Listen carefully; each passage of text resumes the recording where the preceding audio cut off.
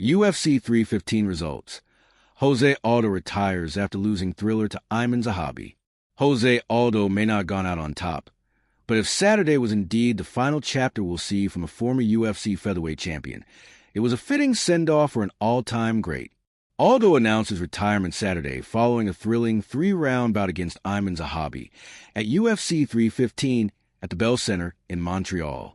After a torrid Zahabi comeback in the final minutes, all three judges scored about 29-28 in Zahabi's favor, sending out Aldo on a 2-fight losing streak. Afterward, Aldo removed his gloves and announced his second retirement from the sport.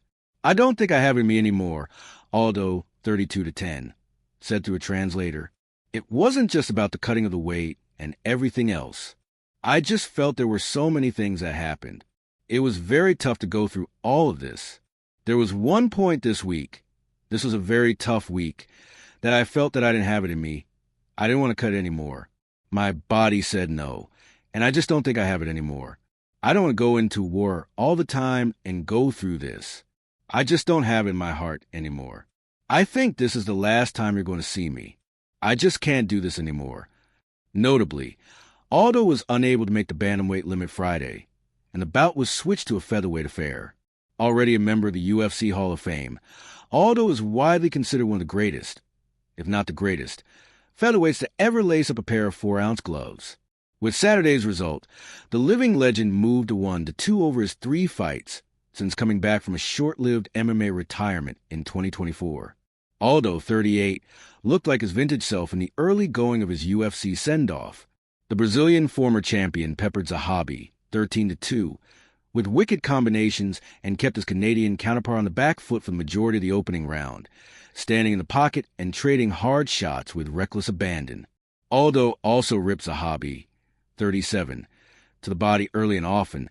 However, the pace slowed in the second round as Zahabi settled in and began pressing forward, hunting for his own offense. The action hit a fever pitch in a chaotic third round as Aldo blasted Zahabi with a stiff right hand and then a knee to the head, followed by a head kick that sent Zahabi spilling to the canvas. Aldo pursued the finish with old-school fury, even rocking Zahabi again with a running kick to the face. Zahabi survived, however, and immediately turned the tide back in his favor, leaping onto a suddenly gassed Aldo and barraging him with punches and kicks.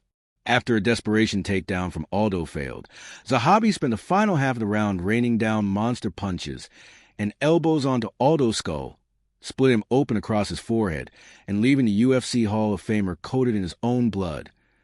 "IT feels amazing," Zahabi said after his win.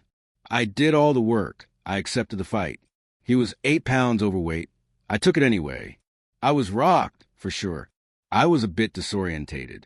But my mindset coach tells me prepare for these moments, so I just told myself recover and win the next exchange, recover and win the next 15 seconds. Afterward, Zahabi called out one-time title challenger Marlon Chito Vera for his next bout. Zahabi is the younger brother of Firas Zahabi, the head coach of Montreal's famed TriStar Gym. He now has a 6-fight win streak dating to 2021, which includes wins over Pedro Munhoz and Javid Basharat.